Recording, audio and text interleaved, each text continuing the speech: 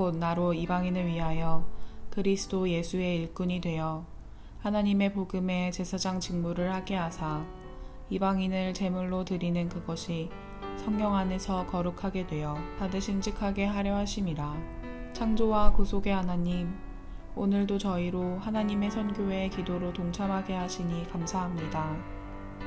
제사장에 부름받은 저희가 열방을 하나님 앞에 제물로 올려드립니다. 열방이 아브라함의 자손이 되어 저희처럼 하나님을 예배할 수 있게 하옵소서. 이 세상의 신이 가리어 놓은 그들의 눈을 열어주셔서 영광스러운 복음의 광채를 보게 하옵소서. 이 땅에 하나님의 나라가 속히 임하게 하시고 오직 하나님만 영광을 받으옵소서. 예수님의 이름으로 기도드립니다. 아멘.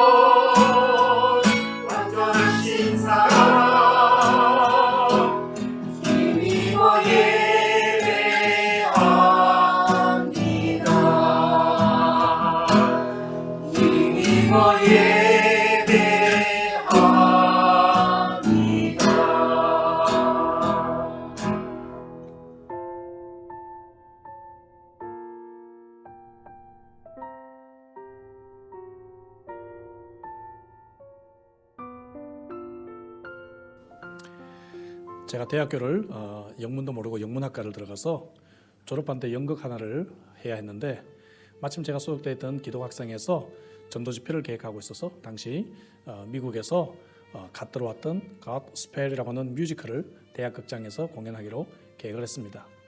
제가 연출을 맡아서 이제 이 뮤지컬을 이제 준비하는데 가장 어려운 것이 역시 캐스팅입니다. 그 중에서 가장 어려웠던 캐스팅은 탕자 비유에 나오는 창녀 역할이었죠. 지금은 문화가 많이 바뀌었지만 당시만 해도 이런 역할을 하려고 하는 여학생은 없었습니다. 더더군다나 기독학생이지 않습니까? 모두 참신하고 조신한 여학생들밖에 없었죠. 더더군다나 좀 외모도 조금 받쳐줘야 되기 때문에 거의 캐스팅하는 일이 불가능했습니다. 그러다가 이제 특수교육학과 다는 어느 학생을 드디어 캐스팅에 성공을 했어요. 하지만 어떻게 참으로 이 배역을 소화하고 연습해야 될지 난감했습니다. 그런데 막상 밥상이 차려지자 이 여학생이 얼마나 춤도 잘 추고 이 배역을 얼마나 잘 소화하는지 참여했던 모든 학생들과 사람들이 큰 충격을 받았던 적이 있습니다. 누가복음 15장에 나오는 우리 탕자의 비유, 교회에서 연극하면 제일 많이 등장하지요. 오늘 이 탕자에 초점을 맞추기보다는 첫째 아들과 또 아버지에게 초점을 맞춰서 잠시 좀 은혜를 받고자 합니다. 예수님께서 이 비유를 말씀하신 이 동기는 당시에 대표적인 종교자들이었던 바리새인들 때문이었죠. 세리와 창녀와 같은 죄인들이 예수님의 말씀을 듣고 구원받는 것을 기뻐할 수 없었던 그러한 바리새인들의 모습이 오늘 본문의 이야기 속에서 집을 떠났던 동생이 집에 돌아온 것을 함께 기뻐하지 못했던 형님, 곧 첫째 아들로 나타나고 있는 것입니다. 이 첫째 아들의 문제는 당시 바리새인들이 가지고 있었던 문제들이었고, 동시에 수십 년 동안, 수년 동안 신앙생활을 하고 있는 많은 교인들의 무기력하고 또 형식적인 그러한 신앙생활과 다르지 않다고 생각합니다. 첫째 아들의 문제를 두 가지로 한번 생각해 보겠습니다. 그는 형제의식이 결여되어 있었죠.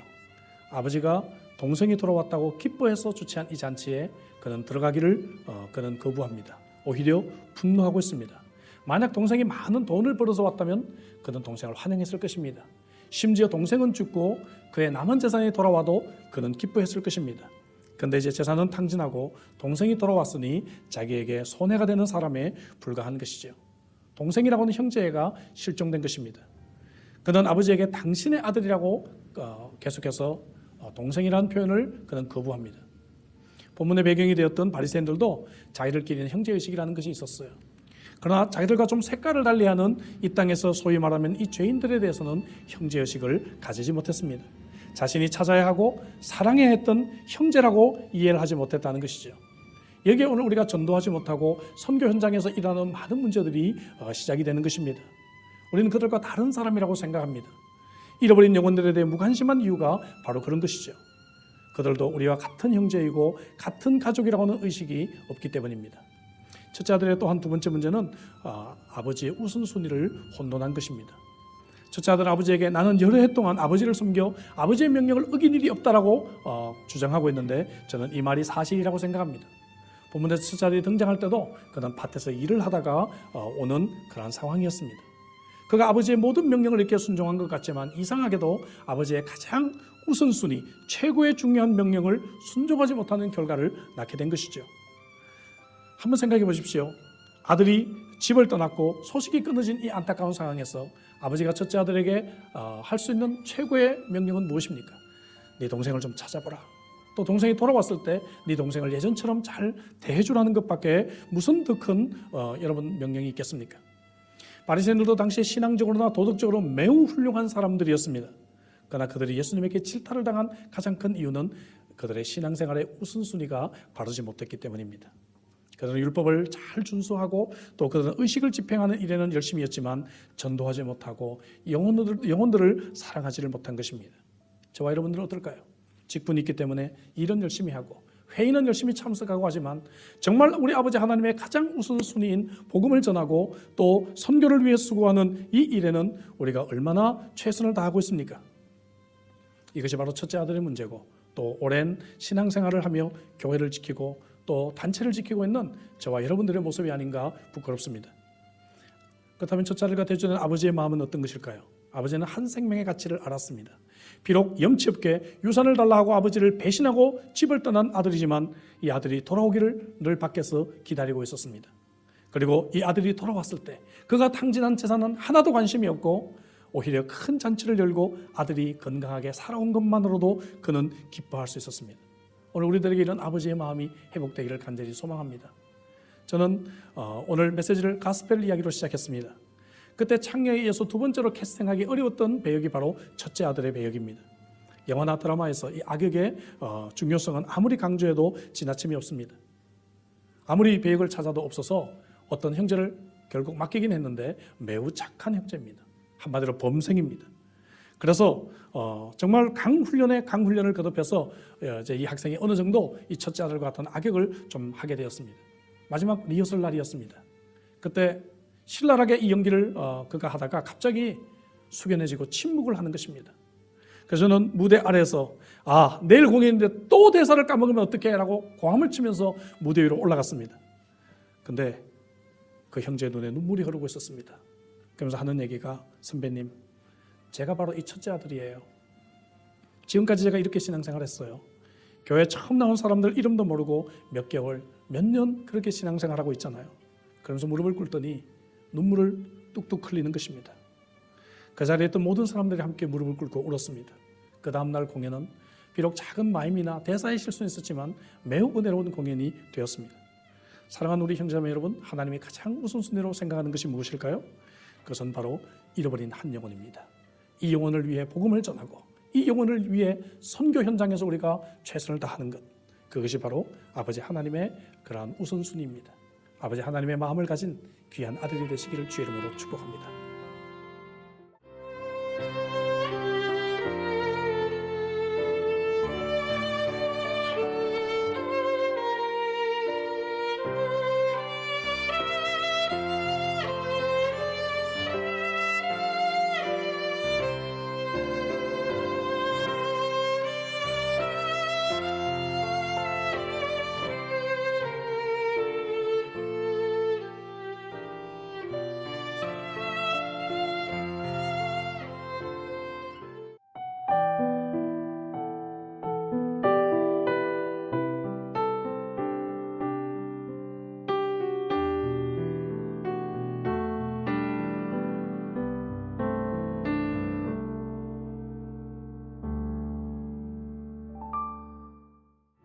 Xin chào các bạn, rất vui được gặp. 안녕하세요. 가깝고도 가까운 나라 베트남입니다. 언젠가부터 정서적으로 아주 가까워져서 고국에서 쌀국수가 보편적인 음식이 되었고 시원달콤한 코코넛 커피가 고국에 상륙하게 만든 가까운 나라 베트남입니다. 베트남은 54개 종족이 있는데 주 종족은 대부분 도시와 평야지대에 머물러 있으며 소수 종족은 산악과 고원지대에 머물러 있습니다. 약 400년 전에 천주교가 이 땅에 들어왔고 110년 전에 개신교가 들어왔습니다.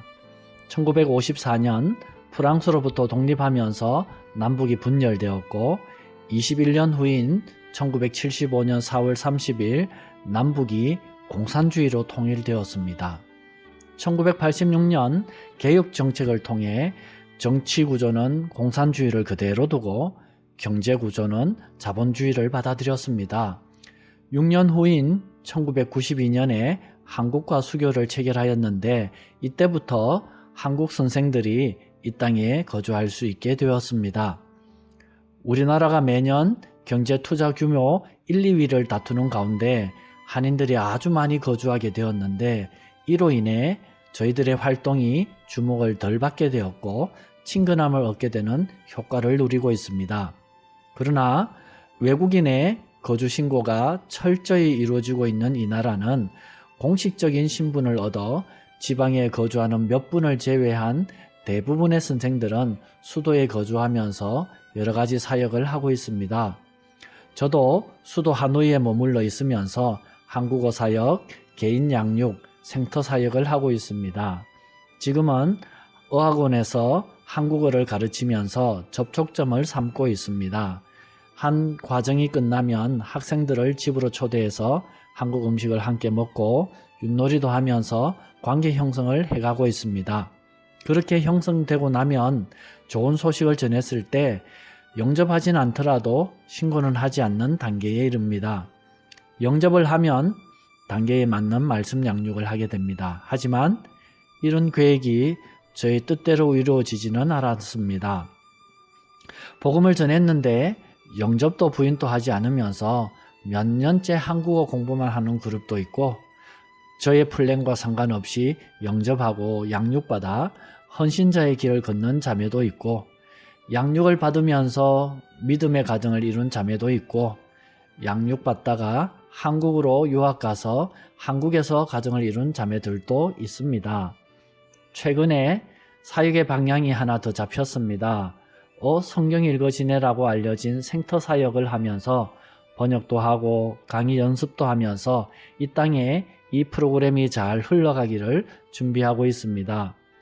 말씀을 읽고 말씀에 사로잡히면 변화의 역사가 일어날 것인데 이 땅은 변화와 회개와 부흥을 경험하지 못한 채 공산치하의 한계라는 핑계로 110년의 시간을 넘긴 상태입니다. 그래서 110년의 기독교 역사를 가진 이 땅의 복음화율이 적게는 1.2%를 많게는 3%를 말하고 있습니다. 저의 자그마한 사역은 한 명 한 명을 붙잡고 있지만 모든 역사를 이끌어 가신 하나님께서는 이 땅에 많은 영혼을 구하실 것입니다. 그날을 기다리며 오늘도 이곳에 있습니다. 저희들의 기도 제목은 첫째, 이 땅에 주의 복음이 모두에게 전해지게 하소서. 둘째, 이 땅 성도들의 삶이 말씀으로 가득 차고 말씀대로 살게 하소서. 셋째, 이 땅에 회개와 부흥이 일어나게 하소서. 넷째, 양육받는 응아 루엔 히 목사 부부를 통하여 사람들이 잘 세워지게 하소서. 마지막으로 베트남에 계신 선생님들의 사역을 인도해 주시고 일꾼을 보내주소서. 감사합니다.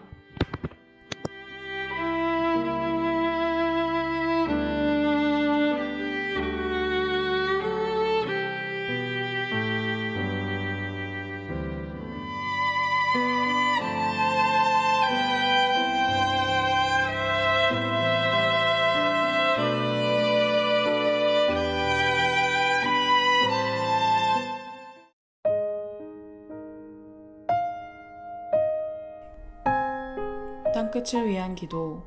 미얀마 반쿠데타 시위가 커져가며 많은 사람이 폭력과 압제로 고통을 겪고 있습니다. 더 이상 무고한 희생이 없도록 국제사회가 더 효과적으로 대처하며 속히 민주주의가 복원될 수 있도록 기도합시다.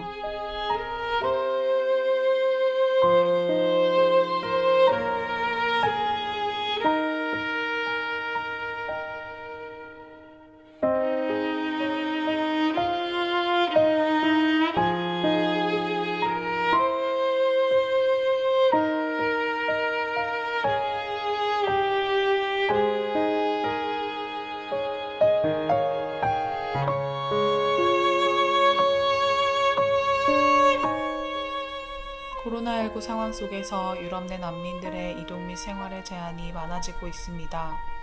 이로 인해 많은 난민이 공권력을 피해 방역의 사각지대로 들어가고 있는데 이들의 안전을 위하여 기도합시다.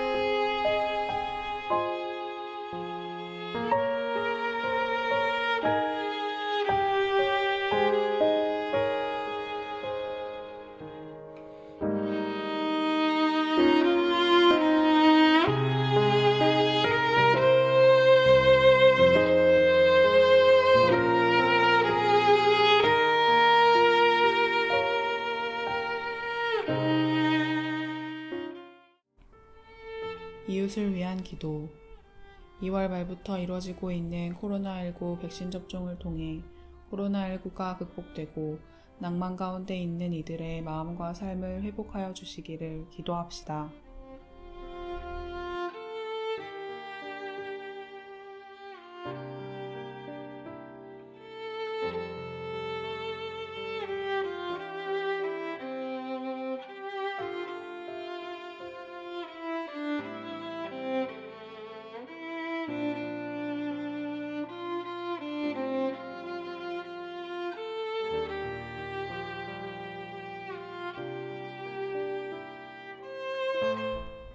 최근 학교 폭력이 이슈가 되고 있습니다. 피해자들의 상처와 아픔을 치유해 주시고 실제적인 대책이 면밀하고 신속하게 세워지도록 기도합시다.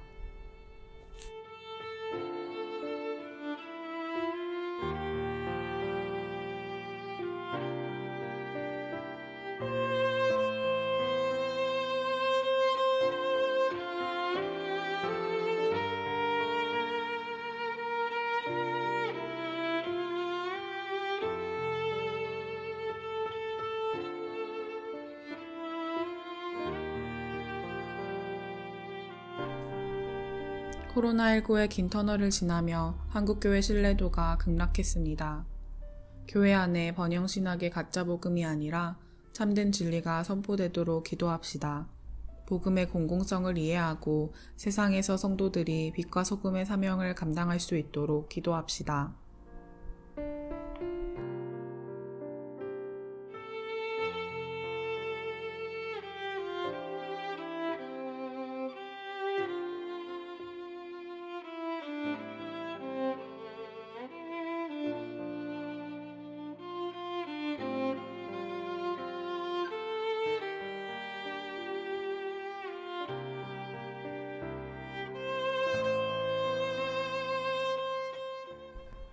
호프를 위한 기도.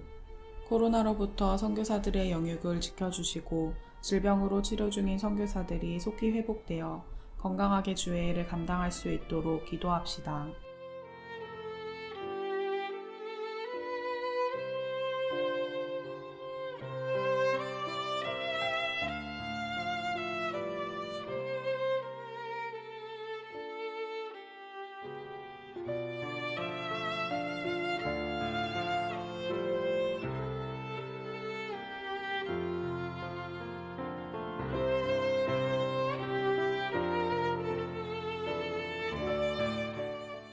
호프선교회가 거룩함과 하나됨을 지키고 하나님의 영광스러운 선교의 단순한 통로로 사용될 수 있도록 기도합시다.